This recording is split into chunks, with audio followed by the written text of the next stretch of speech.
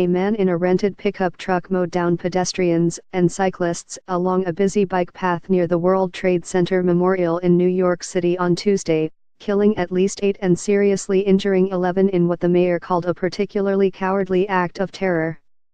The driver was shot in the abdomen by police after jumping out of the truck with what turned out to be a fake gun in each hand and shouting what witnesses said was Allahu Akbar, Arabic for God is great, authorities said.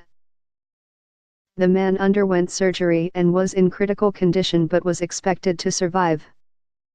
Emergency personnel were stationed outside the scene of the deadly attack Tuesday night. New York City officials say 8 people were killed after a truck slammed into people on a bike path. Kena Betancourt/Getty Images. Officials who were not authorized to discuss the investigation and spoke on the condition of anonymity identified the attacker as 29-year-old Sayfullo Sepov and said he is from Uzbekistan and came to the U.S. legally in 2010. He has a Florida driver's license but may have been staying in New Jersey, they said. The ride-hailing service Uber confirmed late Tuesday night that Sepov was one of its drivers. The company said he passed a background check and had been actively driving on the platform for more than 6 months. He has since been banned from the Uber app. We are horrified by this senseless act of violence, the company said in a statement. Our hearts are with the victims and their families. We have reached out to law enforcement to provide our assistance.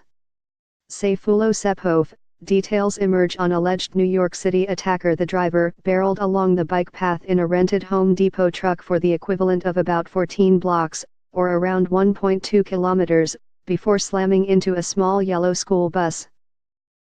The mayhem and the burst of police gunfire set off panic in the neighborhood and left the pavement strewn with mangled bicycles and bodies that were soon covered with sheets. I saw a lot of blood over there. A lot of people on the ground, said Chen Yi, an Uber driver.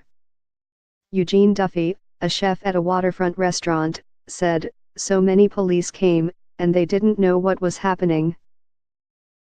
People were screaming. Females were screaming at the top of their lungs. CBC at Caffeine in it instance, media ID, 10856438433950, playlist selector, number playlist, content 403150061, container selector, number container 528656663, Syed, Caffeine 14381203, police on deadly New York City attack 0:25 police closed off streets across the western edge of Lower Manhattan along the Hudson River, and officers rushed into the neighborhood just as people were preparing for Halloween festivities, including the big annual parade through Greenwich Village. A police bomb squad scoured the truck but found no explosives. This was an act of terror.